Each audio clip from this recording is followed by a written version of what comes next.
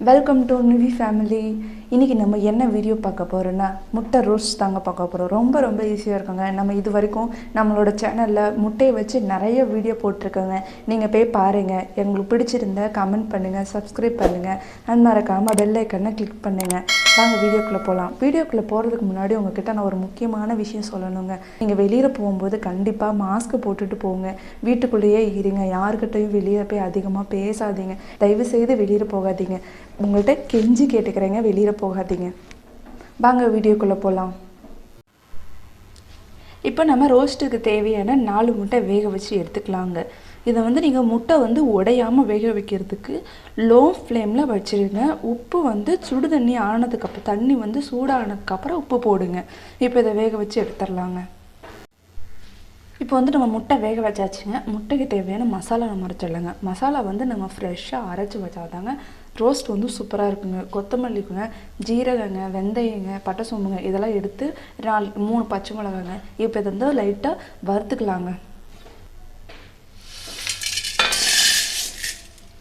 இது அப்படியே லைட்டாக வறுத்துக்கலாங்க.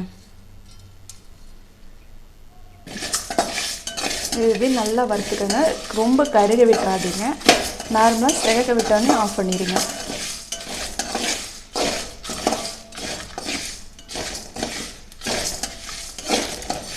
இப்போ பாருங்கள், நல்லா வறுக்க ஆரம்பிச்சிருச்சுங்க. இப்போ இப்படி கைவிடாமல் கிண்டிக்கிட்டே இருங்க. ஏன்னா ஒரு கருகிரும், ஒரு நல்லா வேகாமல் போயிடுங்க. இப்போ பாருங்கள், வறுத்தாச்சுன்னு. இப்போ அடுப்பு ஆஃப் பண்ணிடலாமா? இந்த அளவுக்கு நீங்கள் வறுத்தா போதுங்க. இப்போ அடுப்பை ஆஃப் பண்ணிடலாங்க. இப்போ இதை ஆற வச்சு நீங்கள் மிக்சியில் அரைச்சி எடுத்துடலாங்க. இப்போ பாருங்கள், முட்டையை வேக வச்சு 2ஆக கட் பண்ணி வச்சுக்கோங்க. நீங்கள் இந்த மாதிரி வச்சுக்கோங்க. இல்லையா முட்டையை ஃபுல் சைஸில் வச்சு அதில் கீரல் மாதிரி போட்டுக்கலாங்க. அது உங்களோட சாய்ஸ்ங்க. இப்போ நம்ம இதே ஃப்ரை பண்ணிக்கலாங்க. வாங்க. இப்போ எண்ணெய் 1 ஸ்பூன் ஊற்றிக்கோங்க. இதுக்கு எண்ணெய் நிறையா ஊற்றக்கூடாதுங்க. நான் ஆல்ரெடி இதில் எண்ணெய் ஊற்றிக்கோங்க. எண்ணெய் நிறையா ஊற்றிடாதீங்க. இப்போ இந்த எண்ணெய் சூடேறினோடனே நம்ம கடுகு போட்டுக்கலாங்க. இப்படி இந்த மாதிரி சட்டி இருந்தால் கொஞ்சம் யூஸ்ஃபுல்லாக இருக்குங்க.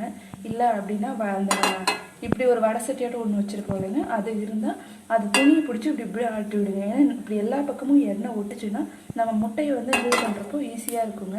இப்போ எண்ணெய் சூடேறிச்சுன்னா நம்ம இப்போ இது கூட 1/4 ஸ்பூன் கடுகு போட்டுக்கலாங்க. கடுகு நல்லா பொரிக்கிட்டோங்க. இப்போ பாருங்கள், கடுகு நல்லா பொரிய ஆரம்பிச்சுங்க. இந்த அளவு மட்டும் எண்ணெய் போடுங்க. எண்ணெய் நிறையா இருந்தால் மசாலா எல்லாம் தனித்தனியாக திரிஞ்சு வந்துடுங்க.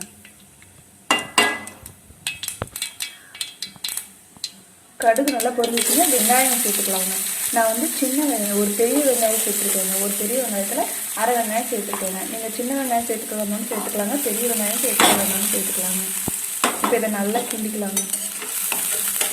இப்போ இதை எண்ணெயில நல்லா ஃப்ரை பண்ணிக்கோங்க.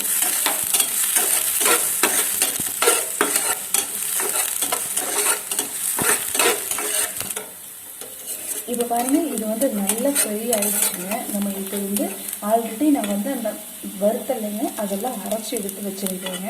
இப்போ அதை இது கூட சேர்த்துடலாங்க.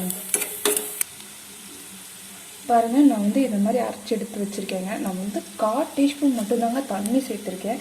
ஏன்னா இதில் தண்ணி சேர்த்தா மசாலா எல்லாம் தனித்தனியாக பிரிஞ்சிருங்க. அதனால் தண்ணி அதிகமாக சேர்க்காதீங்க. நான் 1/4 டீஸ்பூன் சேர்த்துருக்கேங்க. நான் இப்போ சின்ன ஸ்பூனில் 1 ஸ்பூன் சேர்த்துருக்கேங்க. இப்போ இதை நல்லா வறுத்துக்கலாங்க. வெங்காயத்தோட மசாலா நல்லா சாந்துக்கிட்டோங்க.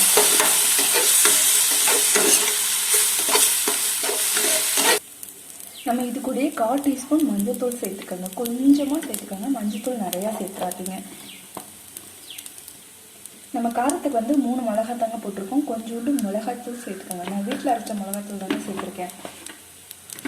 கடையிலலாம் சுத்தமான வர மிளகாய்த்தூள் சேர்ப்பாங்க. அது நம்மளுக்கு ஒரு சில பேருக்கு வயிறு எரிய ஆரம்பிக்குது. நம்ம வீட்டில் அரைச்ச மிளகாப்பொடி சேர்த்துக்காங்க. இது நல்லா இருக்குங்க. இப்போ இந்த மசாலாவுக்கு தேவையான உப்பு சேர்த்துக்கலாங்க. நம்ம கொஞ்சமாக சேர்த்துக்கோங்க. ஏன்னா நம்ம முட்டையில் ஆல்ரெடி சேர்த்துக்கோங்க. ஆனால் 1/4 டீஸ்பூன் மட்டும் சேர்த்துக்காங்க. இப்போ இதை நல்லா இது பண்ணிக்கலாங்க. பாருங்கள், நல்லா எண்ணெய் திறந்து வந்துட்டு பாருங்கள். நம்ம இப்போ இது கூடயே நறுக்கி வச்சுருக்க முட்டையெல்லாம் சேர்த்துக்கலாங்க. ஒவ்வொன்றா எடுத்து சேருங்க. நீங்கள் வந்து அப்படியே கொட்டினீங்கன்னா சில டைம் இந்த முட்டை வந்து உள்ளே இருக்க மஞ்சக்கரு உதிர்றதுக்கு வாய்ப்பு இருக்குங்க. ஆனால் இப்படி ஒவ்வொன்றா எடுத்து சேர்த்துக்காங்க.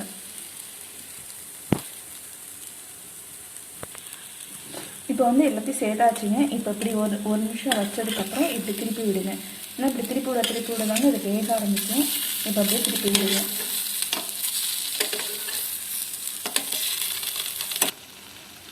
இப்போ பாருங்கள், நல்லா வந்து எல்லாம் ஃப்ரையாக ஆரம்பிச்சுட்டு பாருங்கள். நீங்கள் இதே மாதிரி எல்லாமே சேர்த்துக்கோங்க.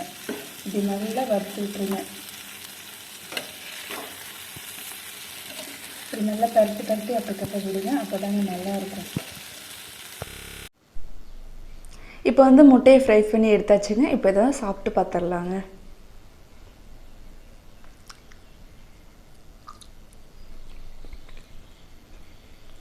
சூப்பராக இருக்குங்க முட்டை.